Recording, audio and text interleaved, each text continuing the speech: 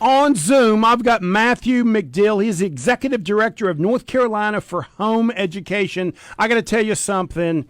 I have many friends that homeschool, and I am embarrassed to say not only are my friends sharper, smarter, and more together, but their children are too. So I suspect, Garrett, I'm going to need you to help carry the water up the hill talking to Matthew on that. Matthew, are you here, my friend? Yes. Good morning, Joe. Good to be here. Matthew, thank you so much for doing this. You are hosting a homeschool conference, which you have titled Thrive. Now, I know this, and you and I have been connected because the owner of this station homeschools all of his kids, and I must tell you something. Right. I'm a little embarrassed at how well he's raising them, so I'm sure you Mark's had a little doing something to do with that. So tell me just a little bit about Thrive and the homeschool conference that you're putting on May 27th through the 29th. Well, we're hosting it. North Carolinians for Home Education is hosting it. Our mission is to help parents homeschool with confidence and joy. And one of the main ways that we do that is through this conference. The focus is to equip, encourage, and connect parents. And so we have national speakers, and we have lots of great local North Carolina speakers who are giving workshops. We have a huge vendor hall, and where parents can look at curriculum and books and find the materials they need. And we have all sorts of group meetups where different kinds of homeschool families can connect with mentors and with other local groups in their area. And that's the overall gist of it. So Matthew, if somebody wanted to participate in this, how could they connect with you and do that? Well, the first thing to do to find out the information is go to nche.com/thrive. And that's our conference homepage. And you can see the schedule, the speakers, everything. So in order to register at this point, you need to show up on site on the 27th, which is next Thursday, and registration opens at 1:30. The online registration has closed, but you can absolutely just show up and register right there on site. So Matthew, if I have never homeschooled before, and I finally decided, because I've watched Mark's children surpass mine, that I'm ready to do that, can I just show up, or do I already have to be doing homeschooling? No, you can show up. Anybody can show up. Grandparents can show up. Interested people can show up.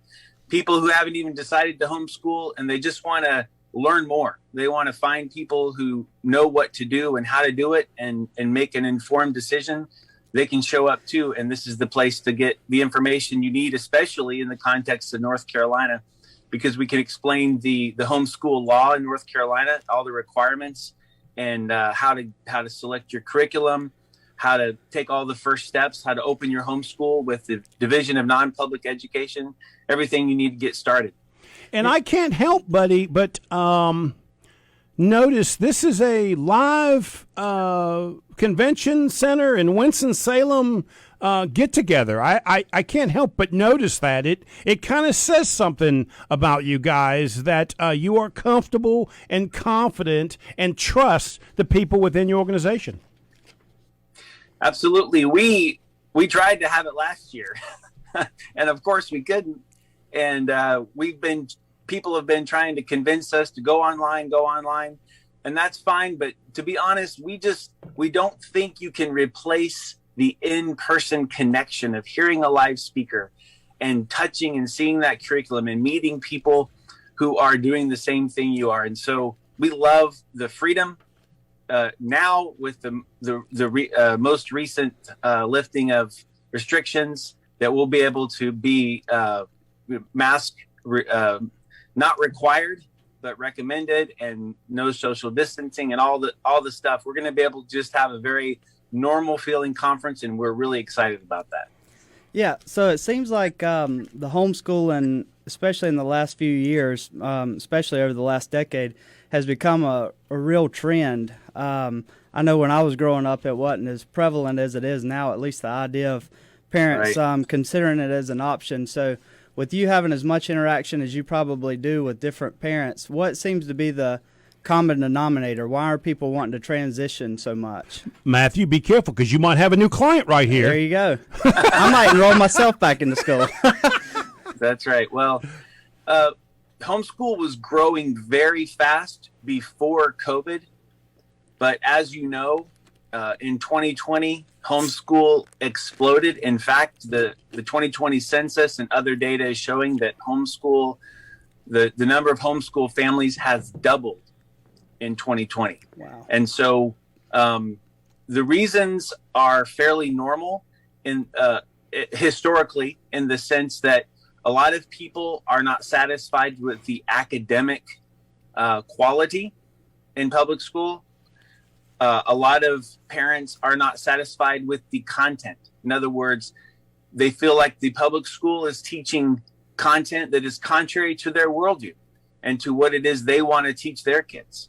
There are a lot of parents who are concerned about their special needs kids or their gifted kids, and they're not being addressed. And they want to bring them home and give them the attention, the individualized attention that they need. Sometimes there's bullying. Sometimes there's drugs and pornography and stuff. It's like, we got to get our kids out of here. All of those reasons are there. The pandemic brought in the new situation, which is they don't want to have to go to school online all the time, or they don't want to go 2 or 3 days a week. And so earlier this year, parents were pulling out because they didn't see their kids doing well and learning and growing in that kind of halfway environment. Okay, but Matthew, not everybody is like super smart, like, you know, Mark's wife and you are, right? So I just cringe at the thought that I have to teach my child. I mean, what do you say to somebody like us? Is it only for a select type of a parent? How would you answer that? Well, the way that you feel when you think about that is, I believe, the way almost every parent feels when they start to even think about it. There's a sense of, well, I don't know if I can do it. That sounds really overwhelming.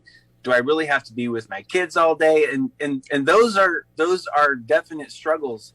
However, we believe that the parents are uniquely gifted, uniquely equipped to educate their children because they love their kids. Because no one is an advocate for their kids and wants them to be prepared for life more than their parents. And the fact is, there are a lot of subjects that I don't know how to teach, but the resources are incredible. There are online classes. There are cooperatives where other groups get together. You can send your kids in high school to dual enrollment at the community college. There are so many ways of filling in those gaps. All I have to do is help my kids get the resources they need, the classes they need, teach the classes I can, and teach my kids to be learners. They can take it from there. So here's the good news. I don't have to know everything. You don't have to know everything. We don't have to be the smartest people out there to give our kids a great education. So Matthew, one of the this is anecdotal, but I'll let you speak to it. One of the things I noticed, because I've told you I've got a lot of friends who homeschool, it seems as though the children look to their parents a little bit differently. For example, they never really know when it's school in or out, so they tend to listen better and seem to be more disciplined because the structure in the home, it kind of flows from, teacher to dad, right? Can you talk a little bit about that? Do you see that, or is that just anecdotal from my perspective? I think that's definitely an accurate generalization. Of course, they're not all the same. There are a couple of dynamics to that. One is children thrive in a secure, loving environment. And when they're connected with their family and when they're connected with their community through local homeschool groups or through sports or through church, and they know who they are and they're confident, and here, being on this business show here, some of the sharpest entrepreneurs and employees we have today and coming up in the future are these homeschooled kids because they know how to learn. They know how to get the job done. They have a work ethic. One of the other dynamics on what you were just saying is a lot of folks who are choosing to homeschool also have a worldview that supports a respectful attitude, and they are learners and they're teachable. And so that worldview that they're teaching their kids is a contrast to what you're going to get in other places. Yeah, because in school it's like a job, but I these kids seem to absolutely be sort of sponges and looking for and gathering continuous information. Again, you're right, it is anecdotal. Let me, one more time, give them the website if they want to check this out, my friend. nche.com/thrive is where you can find out all about the conference coming up next Thursday, Friday, and Saturday. And let me just read some of these bullet points you sent me. Engaging children's programs, fun and educational teen activities, entertaining talent showcase, informative college fair, regional gatherings, special group gatherings, and homeschool mentoring. Matthew McDill with Thrive Homeschool Conference. It is in Winston-Salem, May 27th and 29th. Matthew, thank you so much. I'm going to get you on next week, and we're going to dig into these bullet points just a little bit more, buddy. Thank you so much for being on the show. All right. Thank you, Joe.